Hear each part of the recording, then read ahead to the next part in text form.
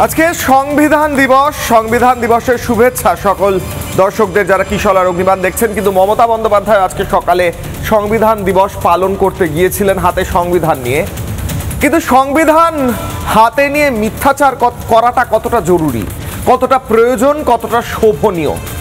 মুখ্যমন্ত্রী মমতা বন্দ্যোপাধ্যায় যখন বি.আর. আম্বেদকরের স্ট্যাচুর সামনে দাঁড়িয়ে, মূর্তির সামনে দাঁড়িয়ে হাতে সংবিধান নিয়ে বলেন যে ভোটাধিকার কেড়ে নেওয়া হচ্ছে, গণতান্ত্রিক অধিকার কেড়ে নেওয়া হচ্ছে, এসআইআর এর কথা বলতে বলতে মুখ্যমন্ত্রী যখন বলেন এই কথাগুলো, তখন এ রাজ্যের মানুষ প্রশ্ন করেন যে আপনি সংবিধান হাতে নিয়ে যে কথাগুলো বলছেন তার কোনো প্রামাণ্য তথ্য আছে না মিথ্যে কথা বলছেন?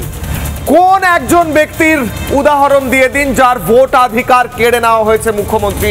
আজকে আমরা রিকোয়েস্ট করছি, তাহলে আমরা ব্রেক করব, দেখাবো সেই খবর যে দেখুন এসআইআর করে এই ব্যক্তির যার নাম ন্যায্য, যার নাম কাটা যাওয়া উচিত ছিল না, তার ভোটাধিকার কেড়ে নেওয়া হয়েছে। আরে এসআইআর তো কমপ্লিট হলো না, এসআইআর এর ফর্ম জমার ডেট এখনো কমপ্লিট হলো না, আপনি মিথ্যাচার করছেন। ভোটাধিকার কার কেড়ে নেওয়া হয়েছে? মুখ্যমন্ত্রী মমতা বন্দ্যোপাধ্যায় মাননীয়া, আপনাকে প্রশ্ন করছি, গণতান্ত্রিক অধিকার কোথায় কেড়ে নেওয়া হয়েছে?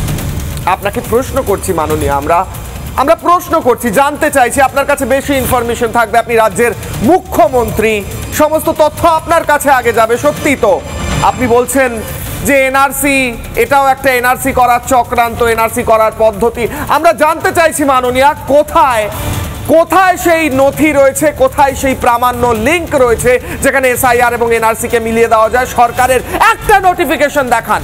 এবং আপনার কথায় আপনি যখন বলেন এসআইআর করে, এনআরসি করে নাকি নাম বাদ দেওয়া হবে, ভুয়ো বিএলও, তৃণমূলপন্থী বিএলও, যারা বিএলও নয় তারা ইলেকশন কমিশনের সামনে গিয়ে ঝামেলা করেন, চিৎকার করেন, বিশৃঙ্খলা সৃষ্টি করেন, তার জন্য বেনজিরভাবে নির্বাচন কমিশনকে, কলকাতা পুলিশ কমিশনকে চিঠি লিখতে হয়। কেন এগুলো করছেন?